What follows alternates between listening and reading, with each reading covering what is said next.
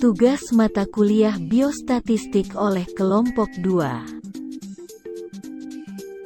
Anand Rizky dengan NIM 217460002. Devi Anissa Putri dengan NIM 217460023. Jessy Natalia Ginting dengan NIM 217460037.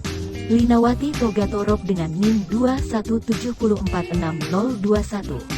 Marliani dengan NIM 217460005. Saodah Hanim dengan NIM 217460047. Rosa Berlina Francisca dengan NIM 217460034.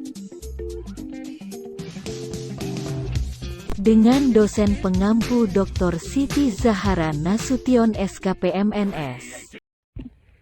Perkenalkan, kami dari mahasiswa Magister Keperawatan USU semester 1. Video ini dibuat untuk tugas dari mata kuliah Biostatistik lanjutan, di mana kami dari kelompok 2 yang beranggotakan 7 orang akan membahas materi tentang aplikasi biostatistik terhadap penelitian keperawatan. Berikut penjelasan dari kelompok kami.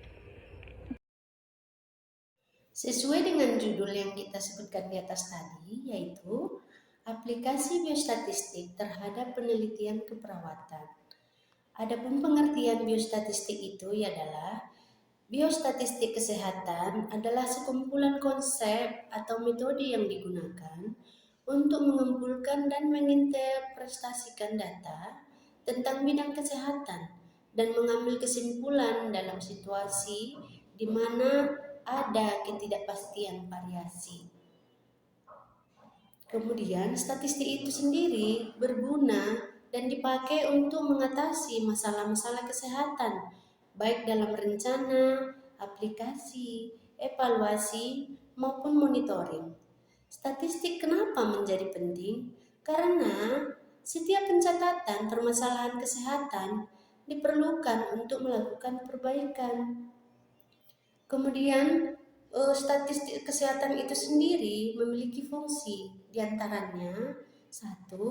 Mengukur derajat kesehatan masyarakat, kemudian memonitor kemajuan status kesehatan di suatu daerah, dan mengevaluasi program kesehatan, kemudian membandingkan status kesehatan di berbagai daerah, dan memotivasi semua tenaga kesehatan dan para pembuat kebijakan untuk menyelesaikan masalah-masalah yang terjadi dalam kesehatan.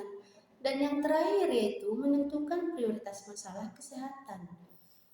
Selanjutnya, fungsi statistik dalam kesehatan itu sendiri yaitu mengukur vital event. Misalnya sebagai contoh kelahiran, kematian, kesakitan, dan perkawinan, serta banyak hal lagi yang dicatat dalam hal ini. Kemudian mengukur, membandingkan, meramalkan status kesehatan masyarakat dan masalah kesehatan yang terjadi dalam masyarakat itu sendiri. Kemudian alat evaluasi suatu program kesehatan untuk menilai seberapa jauh keberhasilan dari suatu program yang dilakukan itu. Kemudian perencanaan kesehatan, riset masalah kesehatan, dan kemudian publikasi ilmiah media massa. Adapun ruang lingkup statistik kesehatan itu adalah statistik peri kehidupan yang dicatat di atas tadi, yaitu kelahiran, kematian, perkawinan, dan lain-lain. Kemudian mortalitas, morbilitas, fertilitas, pelayanan kesehatan, demografi, lingkungan, dan gizi. Ruang lingkup statistik meliputi 1. Statistik deskriptif. Apa itu? Yaitu statistik yang berusaha untuk menjelaskan atau menggambarkan berbagai karakteristik data seperti berapa rata-ratanya, seberapa jauh, dan data bervariasi dari rata-rata, dan berapa median data, dan sebagainya. Kemudian statistik induktif, yaitu berusaha untuk menjelaskan berbagai referensi terhadap sekumpulan data yang berasal dari suatu sampel. Tindakan interferensi tersebut seperti melakukan perkiraan besar populasi, uji hipotesis, permasalahan, dan sebagainya. Skala pengukuran yang dipakai dalam biostatistik kesehatan ini yaitu dalam mengumpulkan nilai dan variabel perlu diketahui skala pengukuran dari variabel tersebut. Nah, kemudian variabel adalah sifat yang akan diukur atau diamati yang nilainya bervariasi satu objek ke objek lainnya. Skala pengukuran ada 4 macam. Pertama, nominal. Nilai di bawah dibedakan atau klasifikasi pengamatan dapat dilakukan. Selanjutnya, nilainya sederajat. Contohnya seperti jenis kelamin dan agama. Kedua, ada ordinal. Yang mana ordinal ini ada dua bagian juga. Yang pertama, nilai dapat dibedakan. Dan yang kedua, ada tingkatan atau urutan pengamatan dapat dilakukan, tapi belum ada jarak.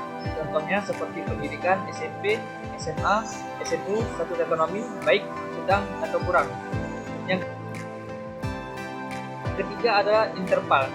Interval ini terbagi menjadi 3 bagian. Yang pertama, nilai dapat dibedakan, ada tingkatan, dan ada jarak.